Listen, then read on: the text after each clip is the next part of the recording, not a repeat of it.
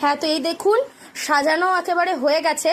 তা আমি আজকে কি কি রান্না বান্না হয়েছে শনিবারের দুপুরে তো সেটাই দেখাবো। তো আপনারা তো জানেনই শনিবার দিন আমাদের নিরামিষ হয়, তো চলুন দেখানো যাক কি কি আছে। তো এই দেখুন এখানে আমি একটু ভাত নিয়ে নিয়েছি, একটু সাজিয়েই নিলাম। আর এই সাইডে আমি একটা কাঁচা লঙ্কা নিয়ে নিয়েছি।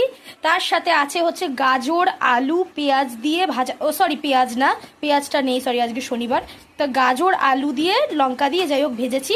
এই দিয়ে খাওয়ার জন্য আছে হচ্ছে টক ডাল।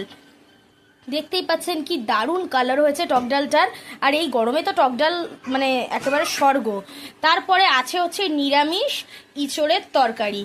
এটাকে কিন্তু এক কথায় গাছ ফাটাও বলা যেতে পারে। তো কি দারুণ লাগছে দেখুন, একদম মাখা মাখা করে বানানো হয়েছে তরকারি। তা আজকে বেশি কিছু রান্না হয়নি, এই পদ দিয়েই আজকে শনিবারের খাওয়া দাওয়া আমরা কমপ্লিট করলাম। আর মায়ের জন্য দেখুন এখানে সাজিয়ে রেখেছি, মা এখনই এসে খেতে বসে পড়বে। তা ঠিক আছে বন্ধুরা, আমাদের ভিডিও আপনাদের কেমন লাগে অবশ্যই কিন্তু জানাতে ভুলবেন না।